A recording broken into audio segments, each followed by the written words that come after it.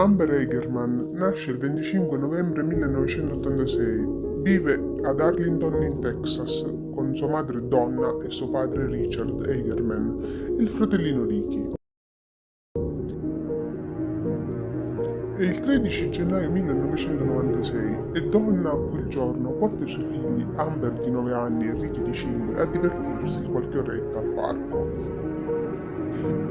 Poi porta i figli al Burger King e dopo pranzo accompagna la figlia nella vendita dei biscotti porta a porta delle ragazze scout. E dopodiché si recano a casa dei genitori di Donna, i nonni dei per cenare insieme. Quel pomeriggio Amber e Ricky volevano fare un giro in bici per il quartiere. Salgono in sella alle loro biciclette e cominciano a fare su e giù per il cortile della villetta. Amber, con quei bellissimi occhi azzurri, la maglietta rosa, in sella alla sua bici mentre cantava America the Beautiful, era l'immagine della spensieratezza. Quel giorno Amber, mentre pedalava spensierata insieme al fratellino, finì per allontanarsi e ritrovarsi nel parcheggio di un negozio di alimentari.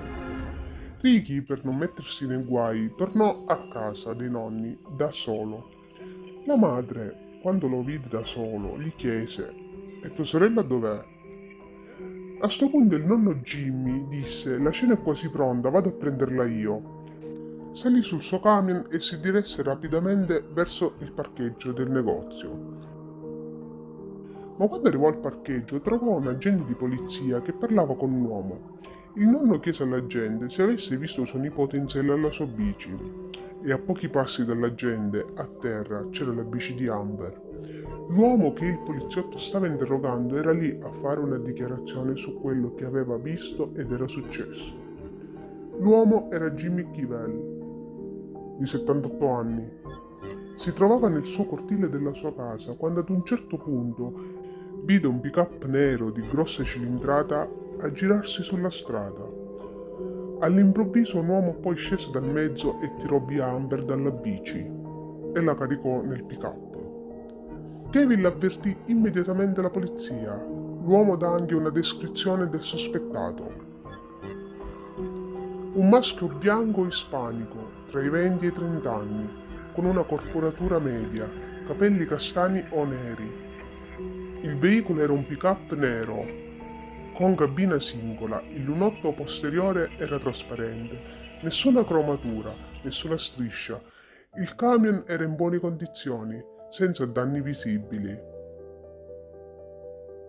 Immediatamente partono le indagini e le ricerche.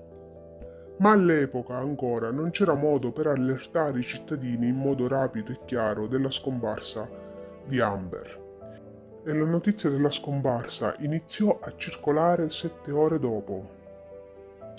Intervenne anche l'FBI che tracciò un profilo del rapitore. Secondo gli esperti si trattava di un uomo sopra i 25 anni che abitava nei pressi della zona del rapimento e secondo i profiler l'uomo aveva agito spinto da un evento traumatico stressante della sua vita. Si cerca Amber ma non si trova, sembra svanita nel nulla. E 4 giorni dopo, il 17 gennaio, un uomo che portava a spasso il cane scoprì il corpo nudo di una donna in un torrente, a pochi chilometri da dove Amber era stata rapita. E quel corpicino era proprio di Amber. L'autopsia effettuata sul corpo di Amber rivelò che la piccola era viva fino a 2 giorni prima del ritrovamento. Era stata picchiata e aggredita sessualmente e infine il suo assassino gli ha tagliato la gola. La polizia e gli agenti federali si misero a lavorare giorno e notte per trovare l'assassino di Amber, ma non c'erano tracce. L'acqua aveva spazzato via quasi ogni speranza di prove. E l'indagine si raffredda. Un anno dopo la morte di Amber, il 5 aprile 1997, un'altra bambina, Laura Kate Smither, di 12 anni, scomparve e fu trovata morta il 20 dello stesso mese in uno stagno a pochi chilometri da casa, sempre in Texas. E come Amber, anche Laura fu ritrovata nell'acqua e decapitata, ma tuttavia tra i due casi non furono trovati legami. Nel 2002 negli Stati Uniti fu istituito l'Amber Alert, un sistema di allarme utilizzato nei casi di rapimento di bambini e basato sull'invio di continui messaggi attraverso la radio e TV, i telefoni cellulari e la segnaletica stradale elettronica. Il sistema, che prende il nome proprio da Amber Eigerman, ha consentito di localizzare nel corso degli anni più di 400 bambini scomparsi e di ricongiungerli con le famiglie. Il sistema è stato adottato anche dallo Stato australiano, in Francia, in Malesia, Paesi Bassi ed Irlanda. Ad oggi l'unica teoria sul caso di Amber prevalente è il rapimento da uno sconosciuto. La polizia di Arlington afferma che i progressi del DNA potrebbero essere in grado di aiutare con una condanna. Il caso di Amber ancora oggi è aperto ed è passato nelle mani dell'unità Cold Case.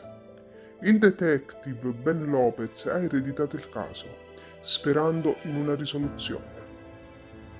Bene ragazzi, il video finisce qui.